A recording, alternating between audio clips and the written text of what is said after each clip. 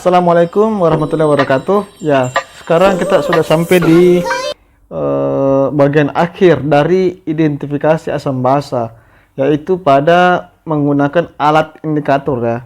Jadi yang tadi ABC tadi itu di part sebelum-sebelumnya itu pakai bahan ya, pakai bahan sebagai indikator. Nah, sekarang ini alat sebagai indikator. Saya jelaskan dulu bahwa perbedaan antara alat dan bahan ya. Jadi alat itu kalau kita gunakan itu masih bisa dipakai ya, secara umum begitu ya, masih bisa dipakai. Masih bisa dipakai beberapa kali. Tentu ada juga pasti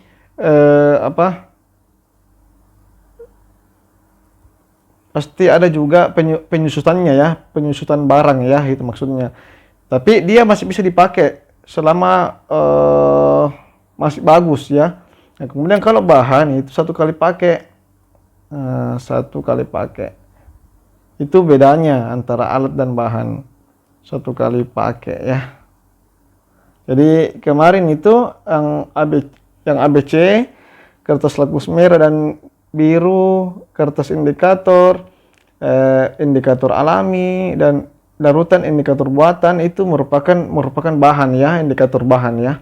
Sekarang kita sedikit perkenalkan di bagian penutup ini, bagian identifikasi asam basa, yaitu alat indikator. Jadi sekarang sudah canggih ya, banyak alat untuk mengukur pH. Misalnya ini saya perlihatkan di sini di gambar. Ini salah satu beberapa alat untuk mengukur pH ya.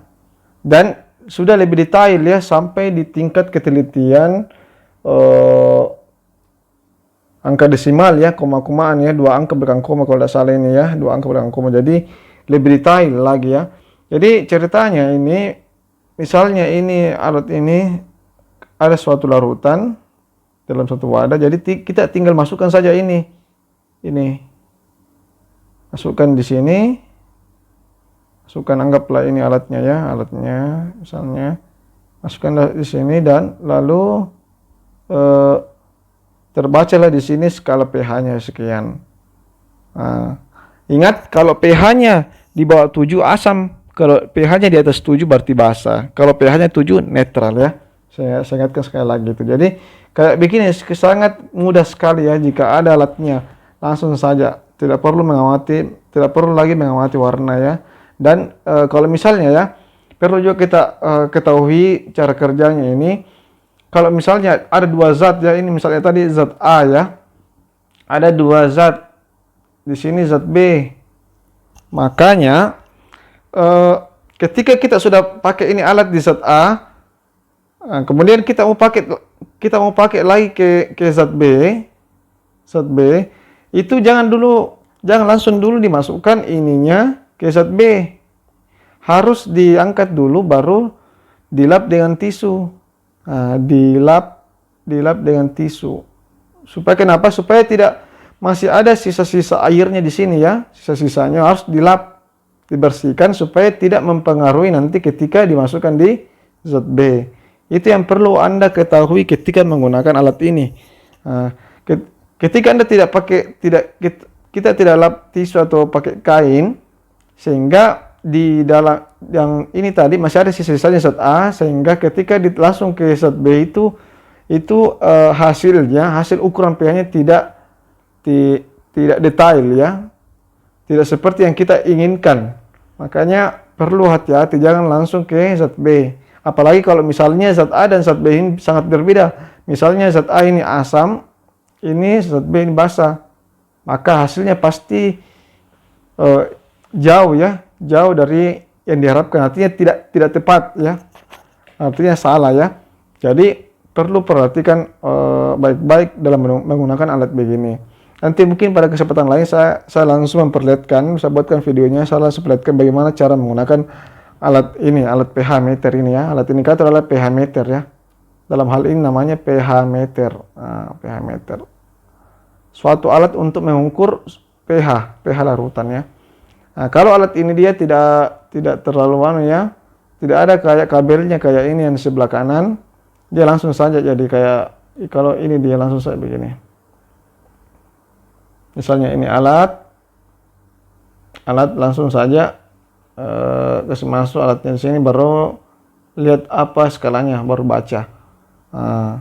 Sama juga, sama halnya dengan yang ini tadi, yang gambar sebelah kanan yang pakai kabel, harus ketika kita mau pindahkan, anggaplah ini zat A, kita mau pindahkan ke zat B yang di sini saja ya supaya jelas.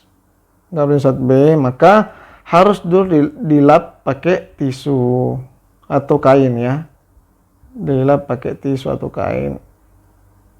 Yang ininya dilapnya, yang ini yang tersentuh air dilap, kemudian masukkan lagi kembali ke zat B ya.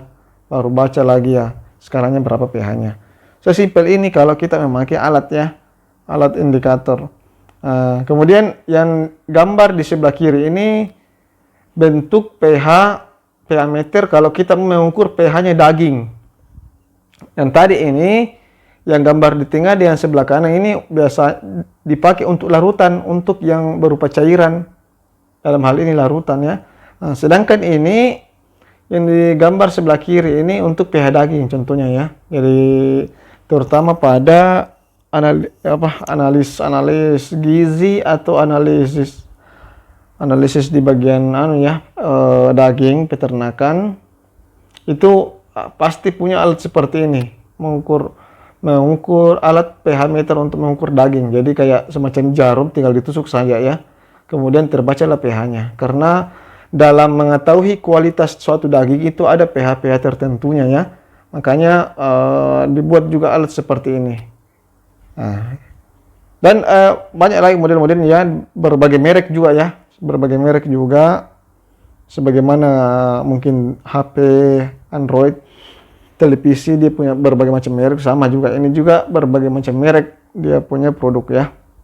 Mungkin ini yang bisa saya sampaikan untuk identifikasi asam basa menggunakan alat indikator. Jadi silakan dipelajari dengan baik Anda sekalian tentang identifikasi asam basa. Kemudian part setelahnya ini kita akan membahas perhitungan pH. Ya, kita masuk di bagian perhitungan. Silakan siapkan catatan-catatan Anda untuk bagaimana supaya bisa mencakar-cakar ya, karena diperlukan cakaran-cakaran kalau kita di part setelah ini.